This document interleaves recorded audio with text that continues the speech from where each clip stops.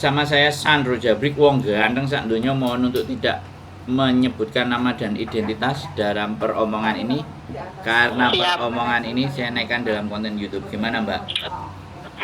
Enggak, ini sekedar saya ingin sharing-sharing aja, curhat sedikit inilah ya. Ini kan di sini kerja sudah hampir 6 tahun, nanti bulan 1. Siap. Saya menjaga kakek. Terus kakek saya tuh meninggal baru tanggal 2 kemarin bulan ini kan. Nah, nenek saya tuh selalu bilang kalau saya ini kalau nggak ada kakek itu selalu nggak ada kerjaan kayak gitu kan, selalu bilang orang-orang nggak ada kerjaan lah kayak gitu kan, bikin saya jadinya nggak nyaman. Sedangkan dia aja masih mengeceng saya, tapi omongannya kan selalu bikin nggak nyaman kayak gitu loh, Mas. Saya jadi bingung gitu loh, jadi kayak buah si malakama gitu loh, mau lanjut di sini atau pindah kayak gitu. Saya bingung, Mas, minta solusi dan sarannya, Mas. Enaknya gimana? Terima kasih Mas Andro. Jadi awalnya sampean jaga berdua, nenek sama kakek. Ada anaknya perempuan, idiot. Umur 50 lebih, 53, 54 sekarang. Yang tanda tangan siapa? Nenek. Yang tanda tangan nenek. Terus iya. Neneknya bilang kayak gitu. Sampean usianya berapa? Saya 44. Oke. Terus sampean di situ udah berapa tahun? Nanti bulan 1 6 tahun, Mas. 6 tahun. Oke. Sampean seandainya nih, sampean kan minta saran, saya tanya. Seandainya pergi terus ganti majikan lagi, beradaptasi, sampean bersedia atau tidak kira-kira? Ya, insya Allah saya bersedia, Mas, karena itu udah resiko kita gitu loh, harus adaptasi dan baru gitu. Soalnya gini, Mbak, kalau udah tipenya kayak sampean ini kan sudah hampir satu majikan sampai 5 tahun lebih, itu kan berarti sampean itu mau ngebreak, mau keluar itu sudah tidak ada persoalan sebenarnya. Tinggal sampean prosedurnya adalah ketika berkontrak ya sudah, nanti medikal atau cari majikan dulu sebelum break. Habis itu dapat tanda tangan, sampean pulang dulu di rumah entah sebulan entah 2 bulan, misalnya turun berangkat lagi. Sesederhana itu, Mbak, sebenarnya. Nah, yang saya pikirkan itu apakah ketika sampean keluar, sampean nanti harus bayar utang atau sesak uangnya yang harus nggak bisa meninggalkan, yang sebulan harus punya uang sekian untuk bayar, apakah harus begitu? Kalau harus begitu kan ya itu yang menjadi pertimbangan. Tapi kalau tidak ada hutang, tidak ada tanggungan, tidak ada semua ya hempaskan aja, Mbak. Kenapa mumet? Karena udah 5 tahun itu juga ada titik jenuh sama bosen, itu pasti ada. Kalau saya begitu. Gimana kalau menurut sampean? Iya kan nanti bulan 1 kalau misalkan saya nunggu sampai finish dulu, gimana, Mas, baiknya, Mas? Ya, maksudnya kalau sampean nunggu finish dulu itu nggak apa-apa. Tapi sampean mentalnya kuat nggak? Betah nggak? Dengan perlakuan yang kayak begitu tuh malah merusak mental sampean nggak? Jadi uring-uringan nggak? Kalau sampean betah yo, itu tidak menjadi persoalan. Tapi kalau ataupun sampean break, menurut saya reputasi sampean sudah lulus gitu loh, 5 tahun, men. Gitu. Itu ya, Mas ya. Maksudnya gitu ya. Sebelumnya sampean pernah finish belum? Sebelum majikan ini?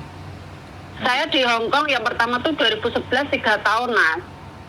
Kontrak kedua cuma dapat setahun, itu pun di Indonesia sudah 5 tahun. Tapi yang terakhir ini kan 5 tahun. Iya, mau finish nanti bulan 1 finish 6 tahun. Ya nggak apa-apa, sekali lagi bukan berarti finish itu memang rekod yang sangat bagus.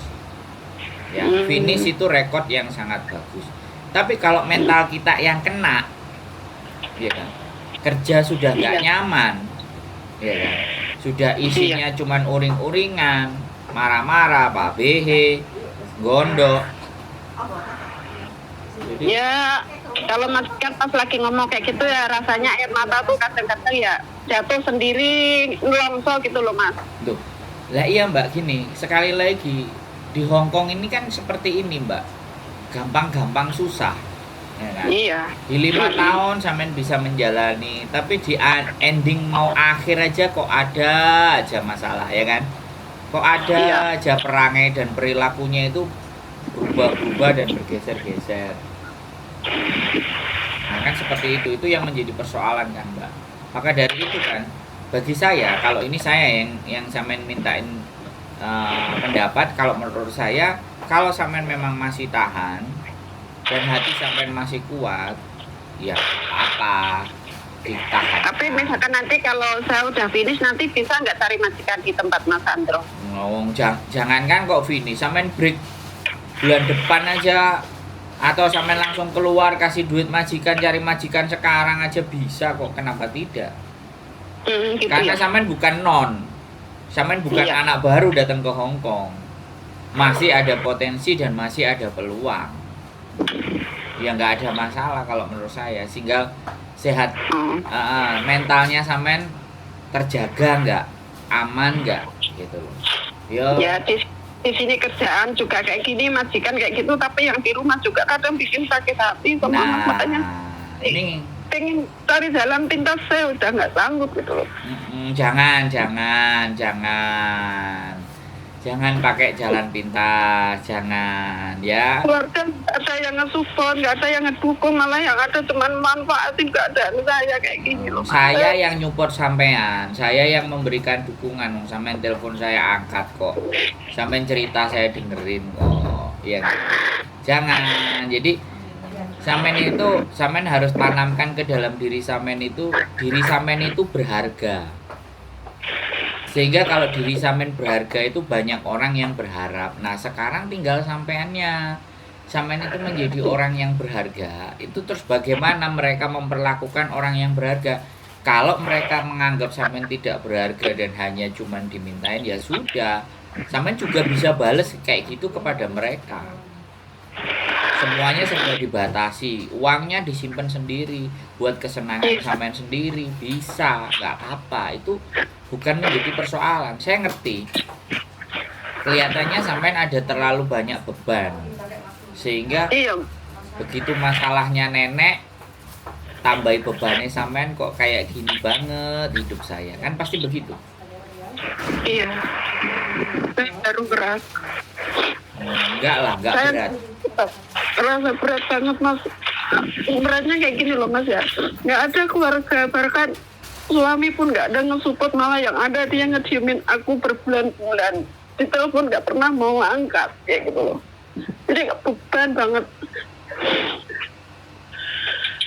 Jangan segala kebutuhan apa dibikinin usaha di rumah nggak dikembangin, malah sekarang ditutup toko sembakonya kayak gitu kan, jadi kayak ngerasa kayak gimana gitu loh Mas. Sampean ceritain coba, semua sampean ceritain deritanya sampean, biar sampean hatinya lapang sama los. Kalau udah diceritain kan minimalnya agak sedikit pelong. Kita udah berusaha bertanggung jawab mencukupi semua kebutuhan keluarga, tapi yang ada malah mereka kayak seolah-olah malah memanfaatkan saya, malah menghancurkan saya kayak gini. Saya bikinin usaha di rumah biar suami nggak terlalu nganggur, nggak terlalu bosan jenuh cuman ngurusin anak kayak gitu loh Mas. Ya bikinin toko lah, warung kopi ya, sembako kayak gitu loh Mas.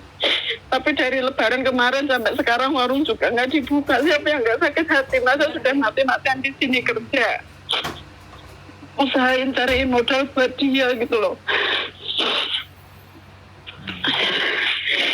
Nggak sampai Mas, sekarang sebenarnya sudah tuh Mas, pengen nyerah, pengen ambil jalan pintas kayak gitu Mas, tapi saya masih memikirkan anak dan ibu saya gitu loh. Sakit hati Mas, karena usaha itu di sini juga apinya juga banyak, modalnya juga banyak, tapi cuman digituin aja sama suami saya.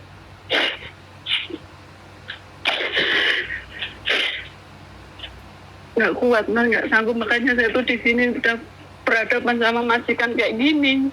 Di rumah juga kayak gitu, kayak saya tuh rasa nggak punya siapa-siapa Mas, kayak hidup sendiri gitu loh, nggak punya arah jalan yang benar gitu loh.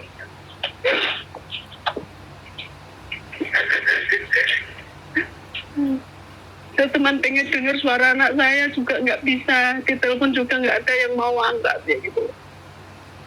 Masa satu orang di royok 3 orang, barangnya kayak gitu kan, 4 orang kan kayak gitu kan gimana bisa ngelawan gitu loh Mas. Kuat. Terkadang di sini tuh teriak-teriak sendiri kayak orang gila Mas, makanya saya tuh takut kalau majikan saya tahu saya teriak-teriak itu kan yang ada dikira saya gila dan dimasuk ke rumah sakit jiwa gitu loh Mas. Saya takutnya di situ.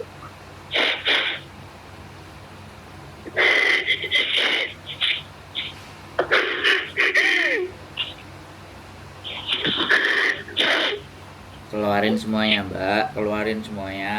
Apa yang menjadi berat beban hati sampai keluarin semua.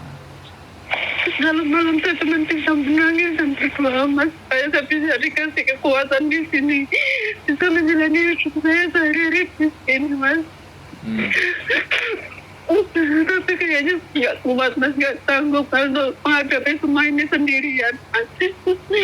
Saya cuma berusaha support dari keluarga tapi nggak ada.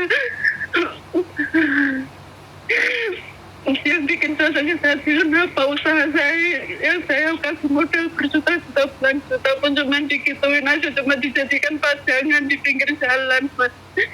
Ya gitu, apa yang dibutuhin keluarga juga saya cukupin. Saya mau cerita gini sama siapa itu saya bingung, cuma saya kalau malas cuma cerita sendiri bodoh, tapi yang nangis kayak gini saya takut majikan tahu kayak gitu loh Mas. Kalau majikan tahu nanti saya gimana gitu. Saya sudah putus asa sekali Mas. Main libur hari apa? Kalau ada libur main ke rumah lah.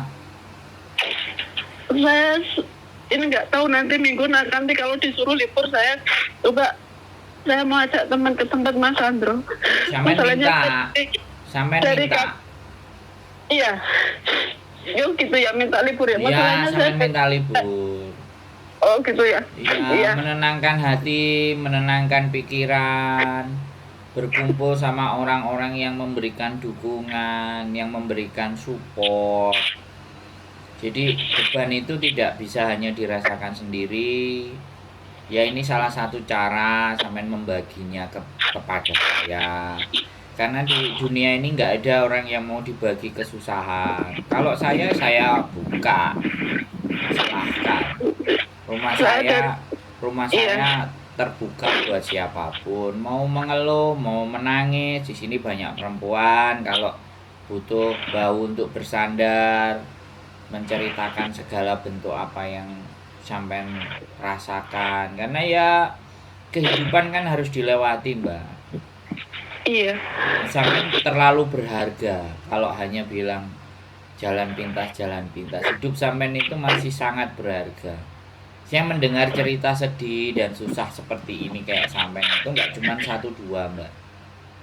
Tapi alhasil ketika memang sudah keluarga tidak bisa, keluarganya sudah tidak bisa dibetulkan, ketika sampean tetap meminta sama Gusti Allah, sampean bisa diberikan keluarga yang baru, bisa jadi majikan yang baru, yang baik hati, bisa jadi pasangan baru, ya kan? Jadi saya nggak kepingin berbicara tentang sebuah perpecahan dalam keluarga.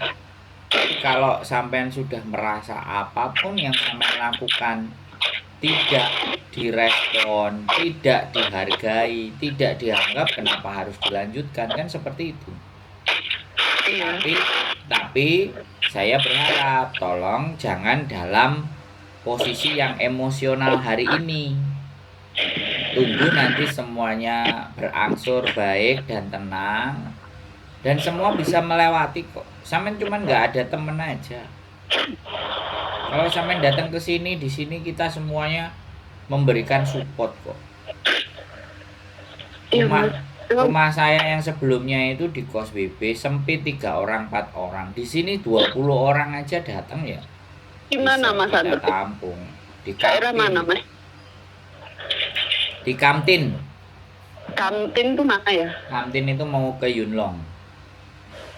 Oh, dari Taip kan saya di Taiponya Mas itu naik bis apa ya? Masalahnya saya nggak pernah kemana-mana kalau libur. Oh, nampaknya nanti saya turunnya di mana? Di Yunlong gitu ya? Enggak, 6K turunnya di Setongjun. Itu pas depan rumah. Oh, Sek gitu ya. Dongjun. Jadi sampai 64K dari Taipo, cari yang Oh, 64K. Nah, kemudian udah satu bis itu aja. Nanti oh, turun di tulisannya si Dongjun. Jadi oh, berhenti di gitu ya. situ, jalan 5 menit dan nyampe rumah saya.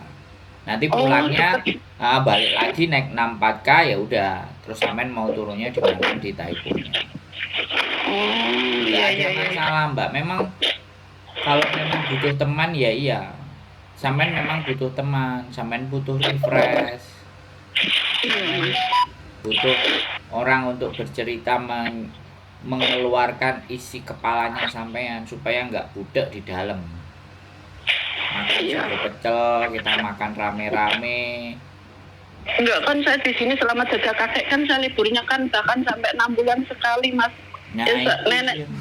nggak suka tetenya tuh libur-libur kayak gitu ya. Kalau nenek saya tuh lihat ada teman saya nih satu kawasan di sini dia nggak suka libur. Katanya dia langsung ngomong ke saya itu TC Blok itu dia nggak suka libur katanya saya gila kerjaan dia sama kerjaan saya beratan saya bilang kayak itu jangan disamain dengan TC lain kayak gitu bisa bikin saya tertekan.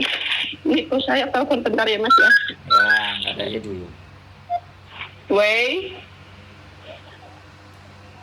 Cocok ah, oke. Lihat timbangan oke ya. Oh, Lika ya kak. Oh, oke mau mantai. Olah. Bye. Oh, oke nah, bye.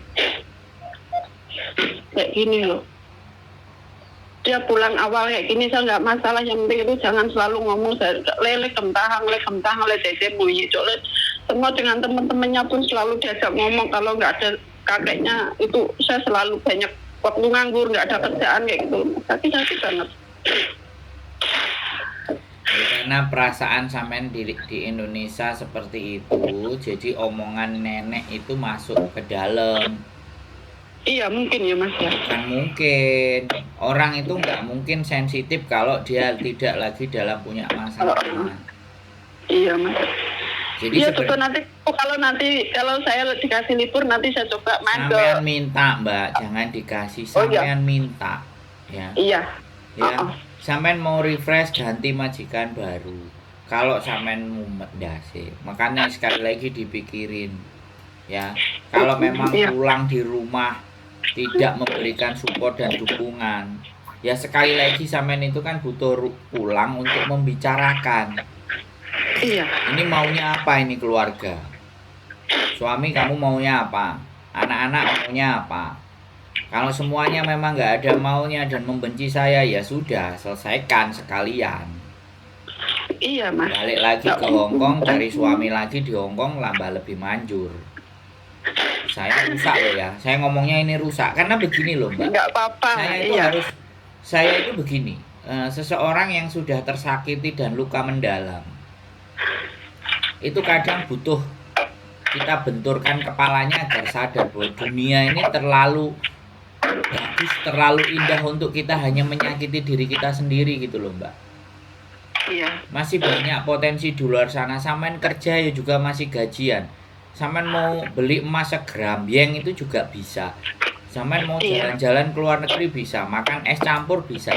Yang bikin semuanya nggak bisa kan sampean sendiri karena sampean tidak memutuskan untuk libur. Yo pecah kepalanya Mbak. Iya Mas, beban banget. Ya iyalah, wong sampean punya masalah libur kayak gitu. Masalah di rumah, masalah majikan, nggak pernah libur, boring Mbak.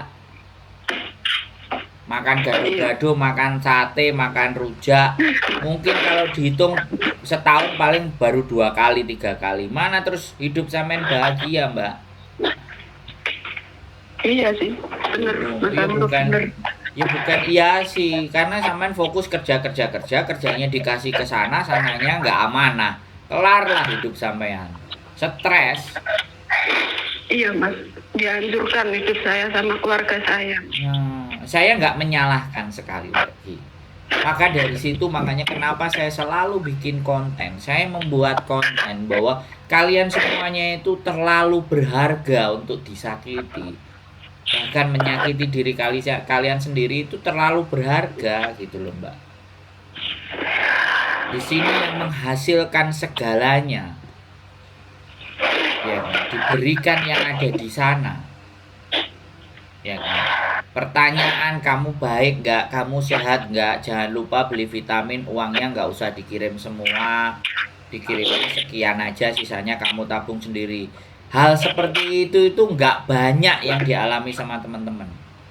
Kalau ada pun keluarganya yang kayak gitu, itu nggak, dari 200.000 PMI pekerja migran itu kalau sampai ada 100.000, separohnya aja itu bagus. Nggak, yang ada kirimannya berapa, ini sudah mau bayar ini, kamu kapan transfernya. Nah, itu udah kejadian yang sangat wajar. Makanya kan kenapa teman-teman yang di Hongkong itu resisten itu artinya sudah tahan tersakiti.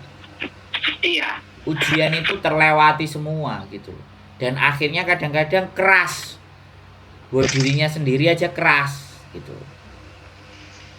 Akhirnya yang sudah berkali-kali tersakiti, akhirnya siapapun yang masuk sama dia nggak diterima, tidak bisa membuka diri. Ya gara-gara begitu. Joker itu kan orang yang baik, tersakiti akhirnya jadi jahat. Iya. Di sini tuh banyak. Makanya sampean harus bergaul, sampean harus cari libur, sampean harus refresh, makan bakso, makan mie ayam, biar sampean juga merasakan nikmatnya gaji sampean rasakan sendiri. Iya. Ya kan? Ya nanti minggu saya minta libur, saya nanti. Ya. Saya kabarin Mas Sandro. Nah, traktir saya. Sampai Yunlong nanti enggak, iya. Enggak sampai Yunlong, nanti telepon aja. Sampai Yunlongnya ya. Oke, iya. Masalahnya saya belum pernah kemana-mana. Ya, makanya. Jadi saya nggak tahu jalan. Telepon nanti, ya kan. Makanya. Iya. Traktir saya, kan saya jadinya senang, bahagia sampainya. Siap. Oh, ternyata aku bisa ya membahagiakan orang hanya cuman memberikan secangkir kopi. Ngono lho, Mbak. Siap. Ya. Oke, ya sekali Mas, lagi. Iya, Mas. Kalau nanti nggak plong dikeluarin lagi. Kalau nggak plong dikeluarin. Ya. Udah, Mas. Iya, Mas. Semangat. Makasih ya, Mas ya. Ya, jangan mikir yang aneh-aneh ya. Oke? Saya tunggu liburnya sampai. Oke? Iya, oke Mas. Makasih ya Mas Andrew ya. Sehat selalu. Bye-bye. Assalamualaikum. Waalaikumsalam. Oke, teman-teman, saya juga nggak tahu ya apa yang terjadi. Tapi ketika seseorang bercerita dan menggunakan air mata, ya kita berempati kan boleh. Makanya kita tanyakan, kita datangkan, kita suruh datang sampai sejauh mana, ya kan, persoalan dari, ya kan. Sekali lagi saya tidak ingin terjadi sebuah perpecahan di dalam keluarga, dan saya nggak ingin keperpihakan ke kiri, ke kanan, ke atas, ke suami, ke istri. Saya sampaikan di endingnya ini ya, bahwa semua masalah itu ada dan ada solusinya, dan bagaimana bisa tidak harus bubar tapi juga bisa dibubarkan, itu semuanya tergantung lagi. Tetapi sekali lagi jangan pernah memutuskan sesuatu dalam posisi dan keadaan yang emosi, karena itu akan berdampak. Oke, buat teman-teman semuanya, sekali lagi saya ucapkan banyak terima kasih. Mudah-mudahan Mbak E nanti bisa ada libur dan kita bisa bercerita dan bercengkrama. Tetap semangat, keep stay tune my YouTube channel and next video. Bye bye.